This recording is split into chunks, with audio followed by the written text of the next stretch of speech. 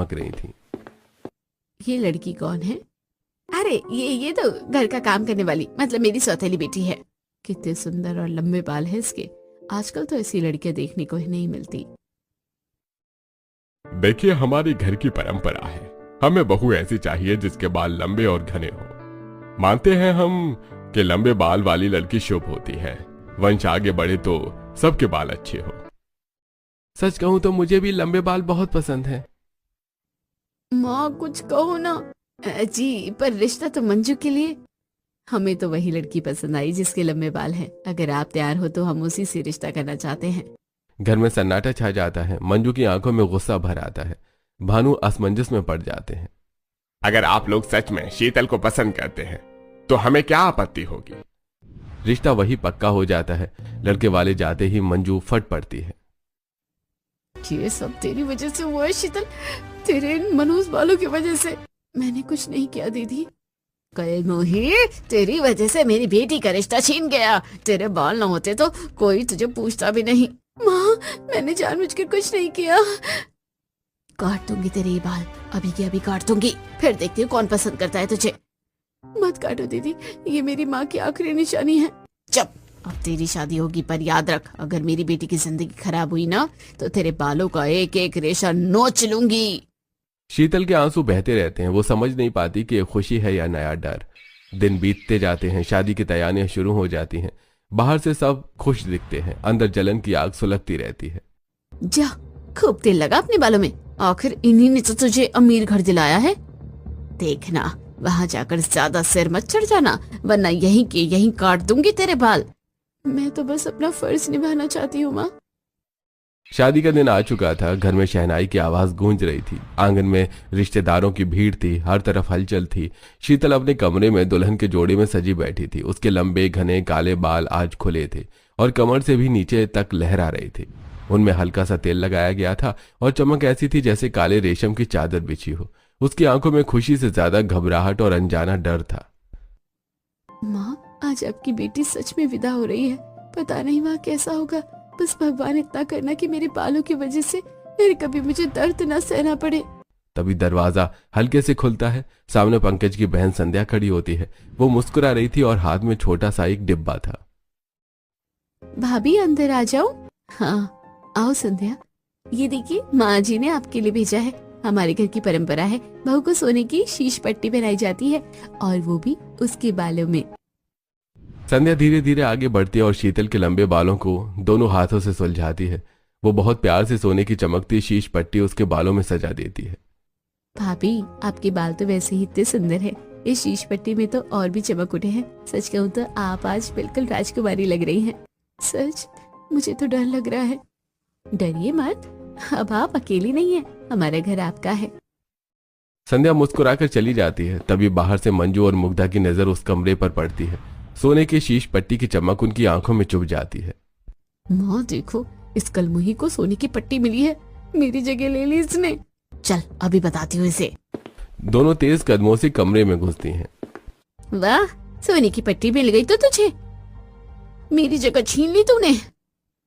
दीदी छोड़ दो, बहुत दर्द हो रहा है। मेरी बेटी की जगह ले ली और ऊपर से सजे धजे बैठी है। तेरे बाल ही तो है तेरी असली जाल। मैंने कुछ नहीं किया, उन्होंने खुद पहनाई है। अगर तेरे ये बाल ना होते ना तो कोई तुझे पूछता भी नहीं। शीतल दर्द से सिसकने लगती है। तभी दरवाजे पर साड़ी की सरसराहट सुनाई देती है। पल्लवी अंदर आती है।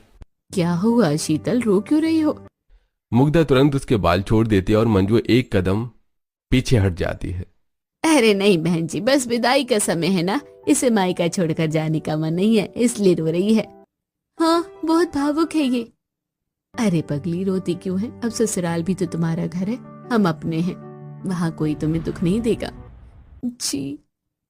शादी की रस्में शुरू होती हैं। मंडप सजा हुआ है। रिश्तेदार इकट्ठा हैं। जब शीतल वरमाला के लिए खड़ी होती है तो उसके लंबे बाल फूलों से सजे हुए थे। सबका ध्यान खींच लेते हैं। अरे वाह, कितने लंबे और घने बाल हैं बहू के। अरे भाई, आजकल तो ऐसी लड़कियां मिलती ही नहीं है, बहुत शुभ संकेत है।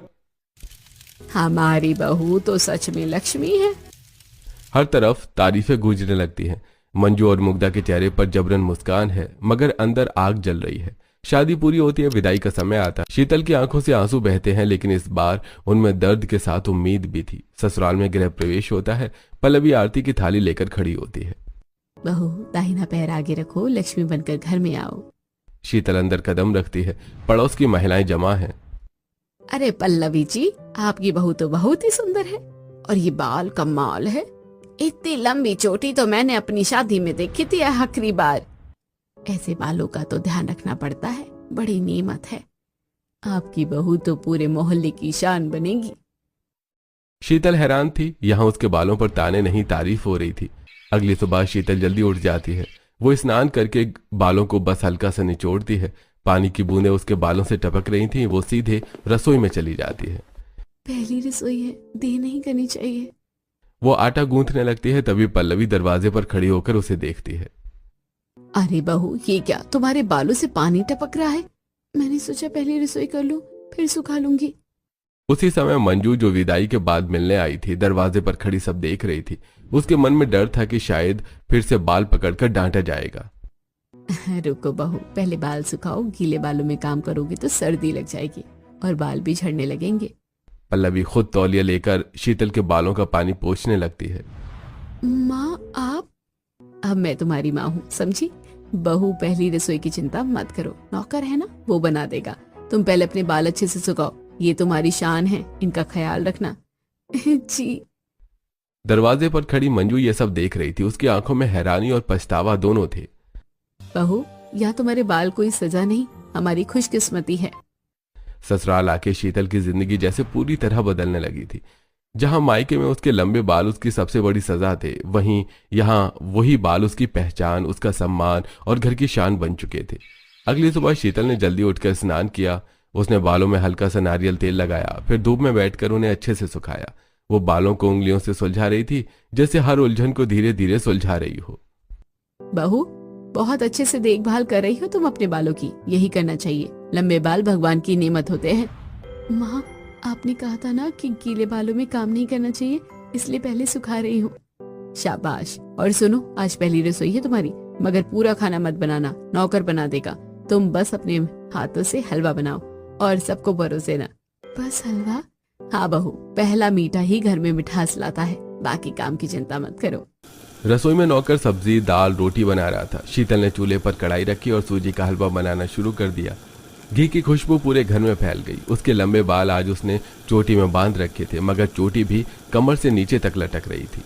आज पहली बार कोई मेरे बालों को देखकर मुझे डांट नहीं रहा, बल्कि उनका ख्याल रख रहा है। क्या सच में ये मेरा घर है? क्या सच में ये सब मेरा है? हलवा तैयार हुआ। शीतल ने थाली सजाई और सबके सामने परोसने आई। अरे बहू, खुशबू तो बहुत अच्छी आ रही है। पापा, आप चक्कर देखिए। सबने हलवा चखा। अरे वाह, बहुत स्वादिष्ट है, बिल्कुल संतुलित मिठास। भाभी, लगता है भैया की किस्मत सच में खुल गई। देखा, मेरी बहू हर काम में निपुण है, और ये बाल जैसे सोने पे सुहागा। शीतल के चेहरे पर हल्की मुस्कान आ गई। घर में सबके बाल मध्यम लंबाई के थे। पल्लवी के भी कंधे तक ही बाल थे, संध्या के भी, मगर सबको लंबे बालों का बहुत शौक था। अरे बहू, जरा चोटी तो दिखाओ। इतनी लंबी चोटी, कमाल है। लगता है घर में सच में लक्ष्मी आई है। पल्लवी जी, आपकी बहू तो पूरे मोहल्ले की शान है। मुंह दिखाई की रस्म में हर कोई शीतल के बालों की तारीफ कर रहा था। पल्लवी के चेहरे पर गर्व साफ दिख रहा था। भगवान ने बहू को सब कुछ दिया है, बस हमें इसे संभालना है। रात